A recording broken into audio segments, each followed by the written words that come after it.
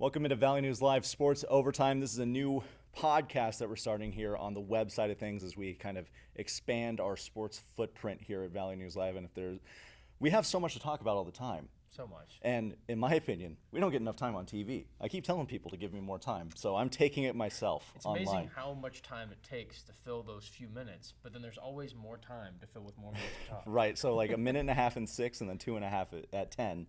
So 4 minutes of total work, of work on the air, but hours. An entire day goes into that time. It does take more than 4 minutes to make. Yeah, boy, does it. We're going to get started with the biggest matter of the last month. Bison football's back. It's the most wonderful time of the year. Yeah, and almost full time back. We still have a few more weeks to go, but those weeks keep getting shorter and shorter, getting ready for that U.S. Bank Stadium debut game, and what fun is that going to be? I mean, it's going to be – I imagine the hometown atmosphere is going to be very real despite it being in the Twin Cities. I couldn't we've seen the Target Field games, and so – well, you haven't. Well, I heard of it. I mean, and I talked a little bit of it on the last cast over this weekend, just about how that game, looking back on it, was a 6-touchdown Trey Lance performance. If I'm not mistaken, that was his first game with the Bison. It was also Matt Ince's first game with the Bison. So kind of funny that he's having all that come back to him. And then Eastern Washington themselves was Cam Miller's first start, was against this same Eagles team, which a little bit of a different Eagles team than a little bit. Not to talk anything poorly on them, but it's always a tough game going up against an FCS powerhouse team, at least in the history. It's tough. And you mentioned it, historically an FCS power. Bison football now 7 practices into fall camp. The biggest thing that I've noticed from this team, especially compared to where they were, say, a year ago, this is a healthy group. And with that, the injuries that they dealt with last year, Entz has brought it up in the first practice we talked to him and then in media day. With those injuries, that brought some depth with it because guys had to step up and fill some roles. So they're looking healthy and they're looking deep this year, which we'd love to see for right now.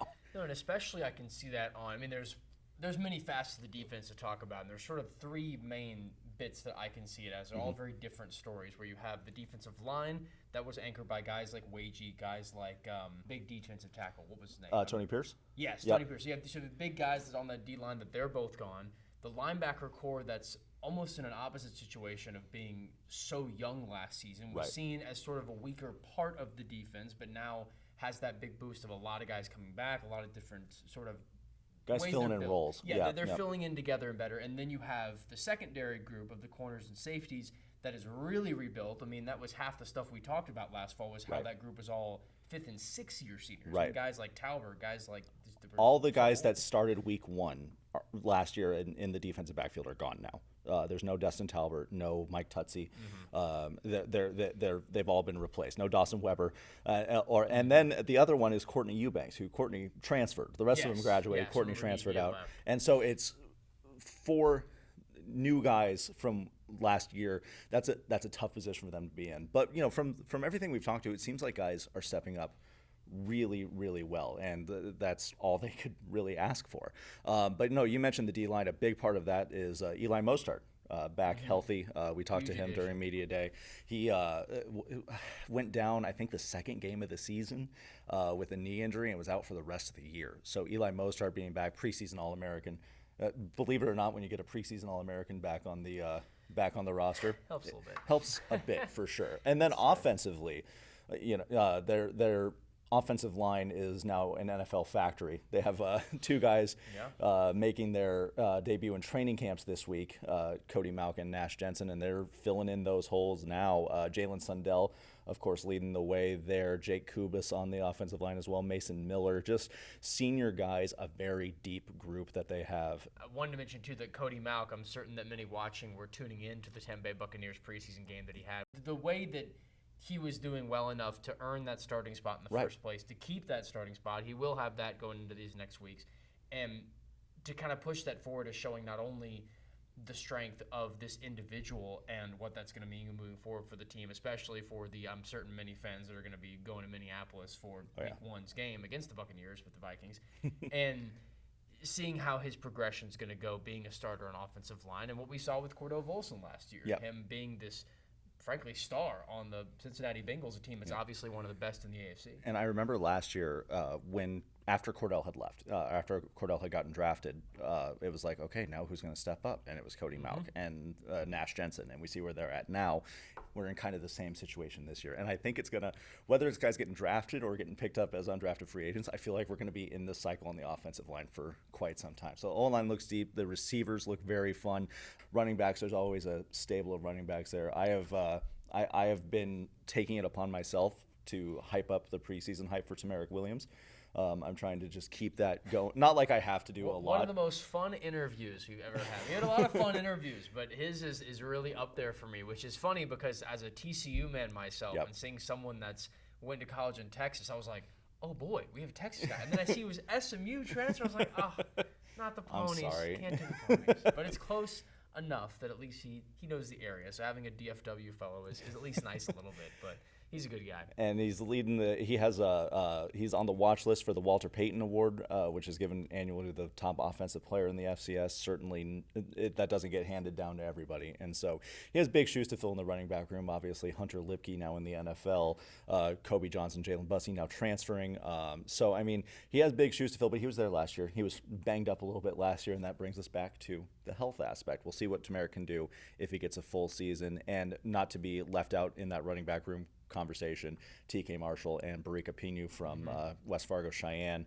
Those guys are going to be getting a lot of reps as well, because we know North Dakota State doesn't hand the ball off to one guy very often. Well, and that's the interesting thing just about the Walter Payton preseason nod is if you really look at NDSU's history, and part of this was me watching the Chargers preseason game a few days ago, and partially for all the TCU guys, but also to just see Easton Stick again. Right. And for him, one of the most legendary NDSU players ever, and just thinking about that, of how many big-time NDSU players have always been these, at least purely talking offensively, have usually been these linemen, have been the wide receivers now with what Christian Watson's been doing, and then with quarterbacks, but the running back position, and not fullback, but like pure like halfback running back position, we haven't really seen a lot of guys sort of be that big level, at least next level. We haven't seen that a lot more than any other position. Right. And so, not necessarily saying this may or may not be T-Mac, we don't know. Exactly. But that just to see that preseason nod of like, okay, maybe this can transition to at least this season looking a little more like that running back getting a lot more carries versus last season being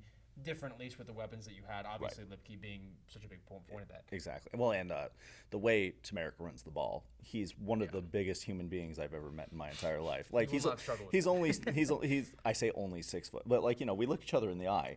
But he has this presence about him. I'm a massive Tamarick Williams guy, and I'm going to hype that up until he wins the Walter Payton Award. Now, would that be something? Speaking of offensive players, it all comes down to the quarterback, and that's especially true at North Dakota State. Cam Miller, back for his senior season. Matt Entz had talked to us in the spring about, he said he was going to push Cam a little bit more.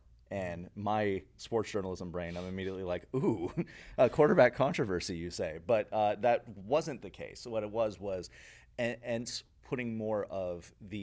making him more of a player coach role, making him more involved with the offense, asking Cam what he likes to run in these positions, and just making sure that he's fully ingrained with that offense, which that's a massive step. He's, of course, going to still use Cole Payton. He told us that in the press conference. He was very adamant about the fact that Cole Payton was still going to have his role in that offense. But for Cam to have more control of the offense, that's what the quarterback should have. As a senior, frankly. Right, exactly. And so him having, we talked about the weapons he has. We'll see what he can do with those weapons at his full disposal when he has more control out there on the field. And God knows he has experience running this offense at this point. We talked to Cam at Media Day, and just a little bit more about this, more getting ready for the season as a whole. We're going to play that whole thing for you right now. We'll be right back. Cam, I guess, you know, we were just talking about a little bit, but you guys were busy through the spring and summer, but now here in fall camp, everybody is going full tilt. Everybody's back together. What's it like just kind of seeing it ramp up to the point where it's at right now? I think this is the best time of the year, honestly. Fall camp, right before games start, you get to be around the guys for 12 hours a day. Nothing gets better than that. You get to meet 25 new freshmen and find out where they're from and their background and everything. So just being around the guys has just been awesome for me. What have you seen from this freshman class so far? How well they're acclimating to Bison football? From what I've seen in the summer and even into fall camp here, guys are bought in at a very young age. You know, they're not missing lifts, they're not missing meals, they're they're doing everything that we're telling them to do, and you don't see that a lot. Last time we saw you leave a field, it wasn't under the circumstances that anybody wanted. Just at the end of the national championship game. What have these last few months been like for you? I think motivating, but also gratifying, just to see guys rally around one another and completely buy into the program and understand that they're playing for something bigger than themselves. Obviously, it was frustrating last year to go out the way we did, but I feel like we have a better sense of purpose than we ever have, and like I said before, guys are bought in. Coach has talked about, adding some more pressure to you, kind of giving you a more on-field coach role, kind of getting you way more involved with the passing game. Yeah. What's that process been like from your perspective? I think it's been fun. I always want to be challenged, and the coaches have been putting more on my plate for me to analyze and process, which I love. And I've been in this offense now for 4 years, so I know it like the back of my hand. So to add new and exciting stuff is fun. I love it. You and the receivers, Braylon was up here just a little bit ago, Yeah. and he was hyping you up like nobody else has ever done before. What's it like getting as close with this group of receivers as you guys are, and how important is it to have that relationship between the quarterback and the wide receiving core? I think this is the closest wide receiver quarterback unit that we've had since I've been here, and we're always cracking jokes on and off the field, and guys are all on the same page. I think we kind of share the same mindset going into games and even practices. Like, they're seeing the same looks that I'm seeing, and I think it makes both of our jobs a lot easier. But it feels like with Tamarick and the rest of the running backs, a really deep group of running backs. We've talked about having a really deep group of receivers. Offensive line is what they are. Kind of how deep is this offense overall for you guys? I'm excited. That's all I got to say. We got a lot of guys coming back. We got some new faces that people are going to see that can make huge plays for us. We have some role players that know their role and they execute it at a very high level. Lastly, then I'll go ahead and get out of your hair. With the first game of the year being against another big FCS, historic FCS program, and then playing in an NFL stadium, how much more exciting does that make week one? I think even piggybacking on what happened last year, I think that's another factor why guys are motivated for this first game. We haven't played for 8 months, so guys are chomping at the bit to hit something other than a person in green and gold. And playing against Eastern Washington brings back memories. It was my first start was against them, so it'll be fun. I'm excited. Again, the Bison start their season on September 2nd in the Twin Cities. Big game against Eastern Washington, U.S. Bank Stadium. We'll be there, of course. We have to be at that one. Now we're going to shift to our other Missouri Valley Football Conference team up in Grand Forks, the North Dakota Fighting Hawks. They're deeper into their fall camp. They started before North Dakota State did, and so they've been going at it there. But no, Jack, you made the trip up there for their first practice. Kind of what were your biggest takeaways from what you saw up there in Grand Forks earlier this month? A lot of the guys seem loose and ready. I mean, this is a team that, I'm not mistaken, today actually released, I want to say the coaches FCF poll released today, and they were ranked about 17th, 18th in the country, so kind of that sort of middle, lower top 25, which is where they were, I would say, most of the season last year. Yes. They were kind of in a, and they got up to, I think, 15, 16. They were a little bit higher somewhere in the last season, and that's because this team has a lot of good weapons. We saw Garrett Mogg be a massive force last season. Of course, he's gone now from the team, which is a big loss, at least on the offensive side. But like NDSU, you have your quarterback coming back with Tommy Schuster.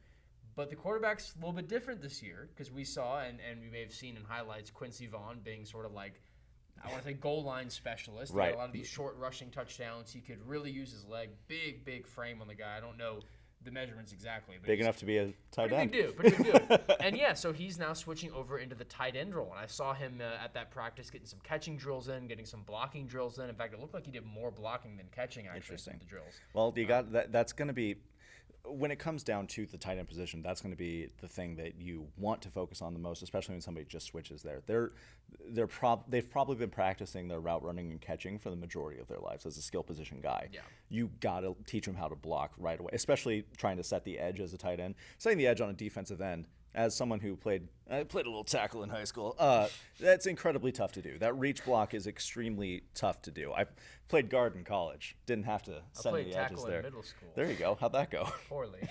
That's why I'm here, not trying with that. Not that I was gonna be anything I was gonna say anyway, that's what stopped you from going to Bama, right? Oh yeah. But no, Quincy Vaughn going to tight end is one of my favorite storylines to look at going into this year. I'm sure we're still gonna see some of him in the backfield. I'm sure they're still going to do some goal line stuff. He's too big. They maybe could, and I would think it would be more for that reasoning of sort of being more, I don't want to say gimmicky, but kind of being a little more in that very, very specific role when he does that. There wasn't a ton of him catching a lot from Tommy in full-on drills, like in the full 11-on-11 man when they were going full speed and doing that kind of stuff. Obviously not full hit each other, but when they were doing full-speed drills. No, not yet. But when they were doing full-speed drills, there wasn't a crazy amount of that going on so far. I'm certain that more has happened now that we've had a whole lot more practices since then. I'm certain that that's happened more. But no, it's an interesting role for a guy like Quincy that sort of was in this sort of backup spot. I mean, even talking to him at Media Day last year, that we'll get more from him at Media Day this season coming up. Yep. But at least last season when I talked to him and talked to Tommy too, they had this very close relationship, which you'd expect from quarterbacks in the same team. They're similar ages and similar paths. And it didn't feel like there was fighting for that top spot. It kind of felt like we knew that it was Tommy's, but Quincy would get his time in there. They had their roles. Right, They had their roles and they had their spots, and they both were efficient when they needed to be. And that North Dakota was really efficient even on offense. I mean, I was looking into red zone statistics and about sort of what's better on that end. And North Dakota State had been very, very efficient in the red zone, but UND was right up there with them in the top 10. Both of them were very, very, very solid at getting touchdowns in, not getting a lot of field goals, which players, at least in the SU, were saying field goals are kind of seen as a failure of a drive, at least on the offense. Former offensive player can confirm. And I'm certain that UND agrees with that. It's tough for them, too, when they have to do that, which really wasn't that often. They were pretty good at scoring the red zone. And we saw it plenty. We were up there with games when I was shooting some of the games up there for them, and especially the South Dakota State game where they hung in there with the Jacks for a good long while, which, considering how good the Jaguars are, apparently South Dakota really State was who we thought they were for sure. It's got to be kind of a load off for Tommy at this point too. It's helpful. Obviously, he knew that he was QB1, but I'm sure there was chatter of, hey, maybe it should be Quincy. But I mean, it's got to be kind of a load off to have, at least on the depth chart, have Quincy listed as his tight end rather than the guy breathing right down his neck for that starting job. And North Dakota does have some more stars coming back. It's not just the quarterbacks or former quarterbacks. Their offensive line has a couple preseason honorees on it. Luke Skokna's back in the backfield. CJ Siegel at corner. Having him at defensive back is massive. If you literally can't throw on a team, or at least throw to half of the field, then that makes a difference. They did make a pretty big addition as well. Jackson State running back transfer Donovan Hunt. We haven't gotten a chance to talk to him too much, but we're excited to see what he can do on the field, especially in an offense that's really inventive, really finds ways to get guys the ball in Danny Freund's offense. He finds ways to get his playmakers the ball, which is why North Dakota has gotten the success that they've had offensively lately. So it'll be fun to see them with another weapon in their or a feather in their cap, if you will.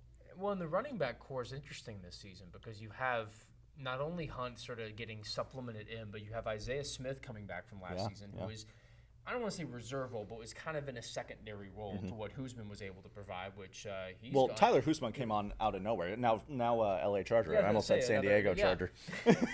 We all wish. But now he's out in LA in the league, and you have this guy in Isaiah Smith who was very solid last season and got you a lot of very strong carries. Have a good amount of highlights from him coming in. Yep. And then now you have a guy from Jackson State, which of course, I mean, everyone who follows FCS remotely or even FBS has heard about all that, and Deion Sanders, Colorado, and the whole just exodus of players of in and out of both those spots. And so getting a guy like that from a Jackson State team that was very, very talented last season is a pretty big boost to a team that I wouldn't say necessarily needs running back help, but just to get someone else like that in to supplement what already is very productive in Isaiah Smith is a big help. Well, it feels like the running backs just keep coming. Otis Weah came out, not out of nowhere, but he came from Moorhead. His first year in that role, he outperformed all expectations. Luke Skokna is a guy that has constantly outperformed any expectations. Tyler Hoosman came out of nowewhere. So Skokna looked good too. He was real loose. He was good. He was getting good stuff. And then North Dakota keeps finding these guys, and I'm sure they're going to keep finding them. We're going to talk to the team a little bit more when we go up there for their media day on August 26th. It's coming up fast. Speaking of coming up fast, let's move on to some other football teams. MSUM, the Dragons in the NSIC, their camp is underway. Picked to finish 10th in the NSIC this year. They went 4-7 last year. Not the year they wanted, but they were dealing with a ton of injuries and just constantly moving guys around the roster as well. So some tight games too. Yeah, they had a few real close games, and there were. I mean, a few got out of hand, and some were, not ideal for them. But it was, I don't know. It's one of those seasons that you look back on. There's a lot that you can sort of tweak and fix, and the record can improve a lot from 4-7 to a lot more of a competitive one overall. Exactly. But at least it doesn't look like the polls don't have a lot of faith. But we'll see what happens to the team as we get a We have season. faith, and that's what matters. Faith, yes. Concordia at the D3 level for the MIAC. I've heard it both ways. I think it's MIAC. MIAC. We're going to go with right. MIAC. I'm not wrong. Their media day is today, actually, so we're going to hear more from Concordia as their offseason gets closer. They start the year out in Eau Claire, Wisconsin.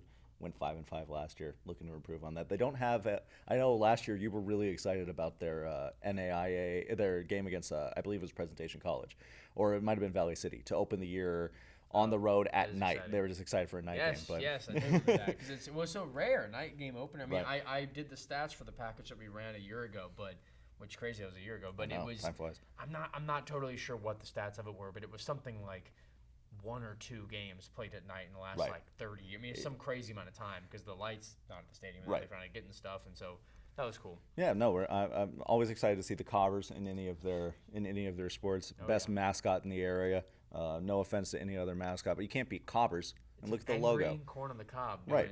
doing this. Yeah, you can't fight that. And then at the NAIA level, we're starting college football early. August 24th, we are getting ready for the start of college football with the paint bucket game.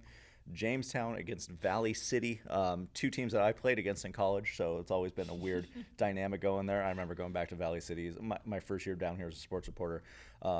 I went to this paint bucket game in Valley City, and I was like, I was on that sideline last time. I am not crazy about being on this sideline this time. But no, we love all of our area teams. But you went to the paint bucket game last year. You're probably going to get to go again this year.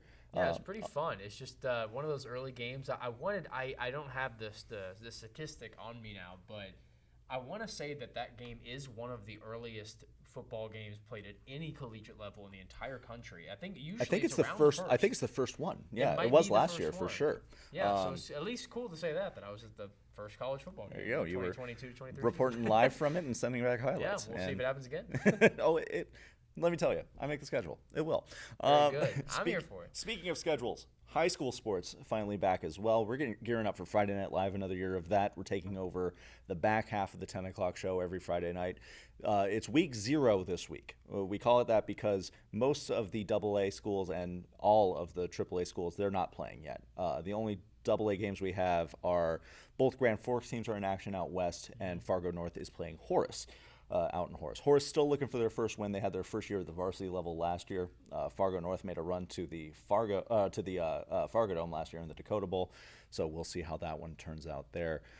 2 massive names in the single A level, Central Cass and Kindred, going head to head now. It's always a fun game. Very excited for that one. Fireworks whenever they play. Well, and thankfully they don't have to play each other late in the season now, because it used to be whoever was losing that one was seeing some momentum come to an end and might lose their region heading towards state. So they're getting to play each other very early this year.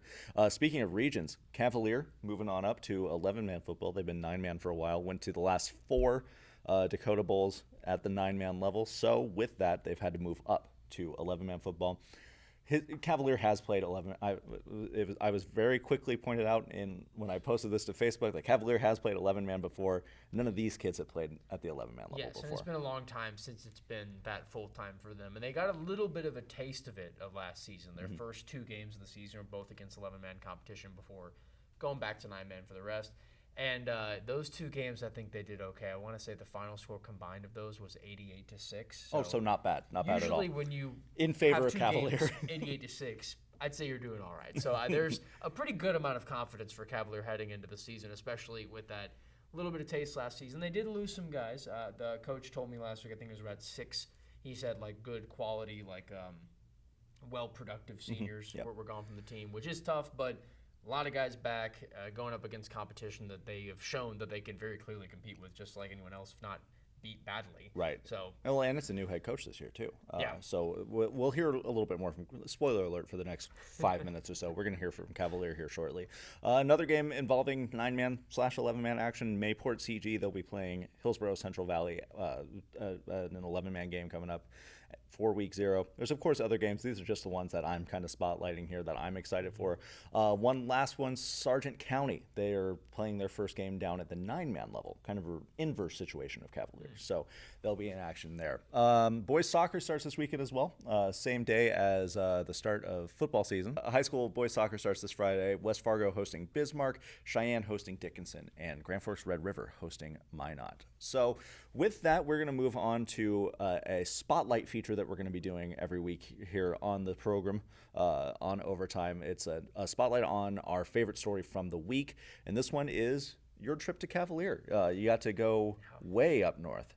It was way up north. Very, very up north. And Pembina County, I mean, it was right near the Canadian border. It was pretty neat to go up there. Again, thank goodness it's August, so it was a very nice trip up north. But it was but no, it was great to talk to the guys there at Cavalier and get sort of a sense for how they're feeling ahead. I mean, I talked a little bit about it already, of course, but it's a good feeling knowing how these guys are doing and just to get a visit from them. And it's very rewarding to at least feel like to go up to these sort of small places and be able to give some spotlight to them and sort of share their stories for stuff, just because it's places that, I mean, we know the viewing area is just so vast in terms of mileage. It just goes and goes for so many miles across North Dakota, Minnesota, everything.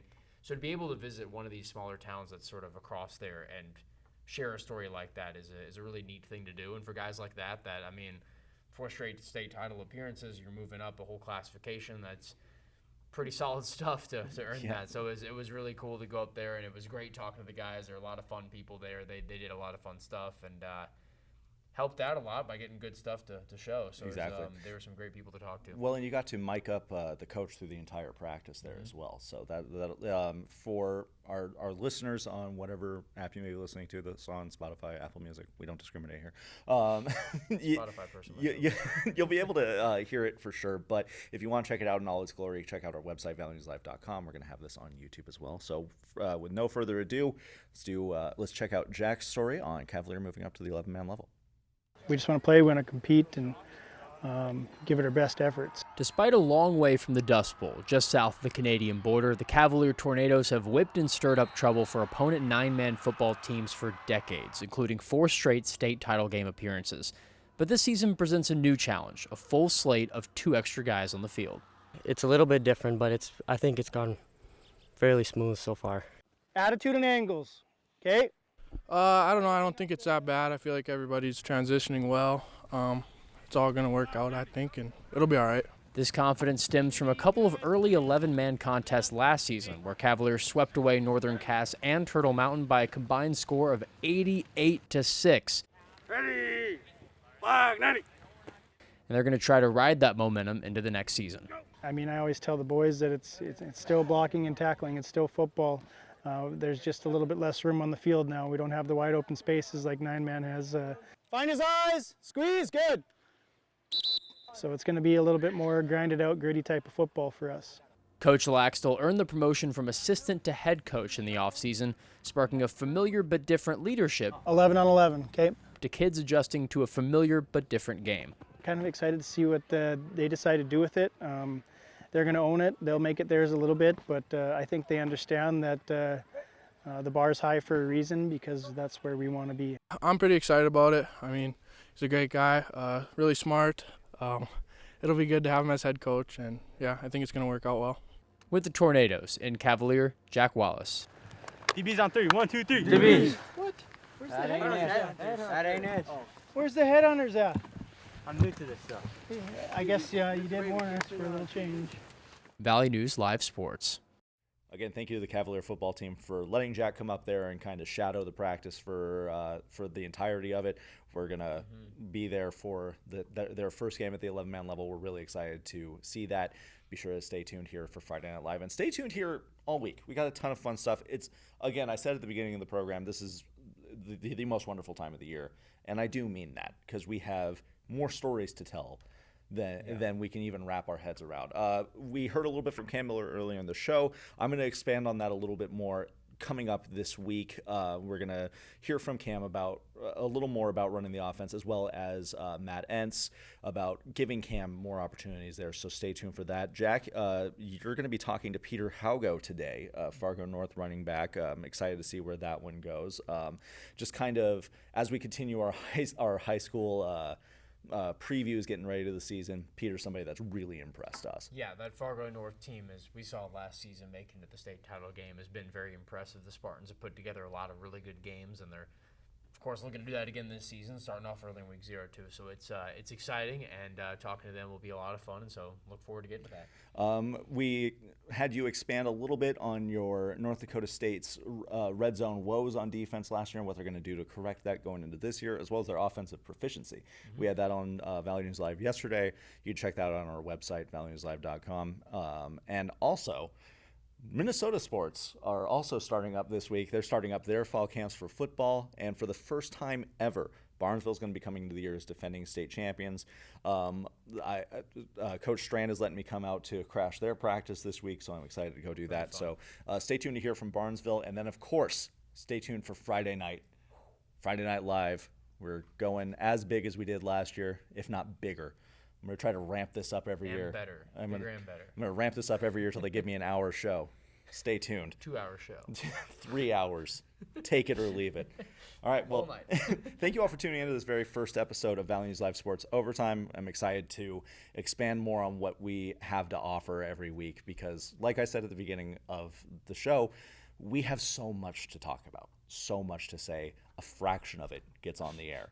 So if you want to hear all of it, that's not going to be possible. That's not going to be a thing we do. But if you want to hear more of it, stay tuned here for Valley News Live Sports Overtime. And I have decided, Jack, it's going to be a college overtime where both teams get a chance to score. I'm not going to do a shootout style. The correct overtime. Right. Is what you mean to say. Okay. Yes. So that's our style of overtime. I want to make sure that that's very, very clear. Very good.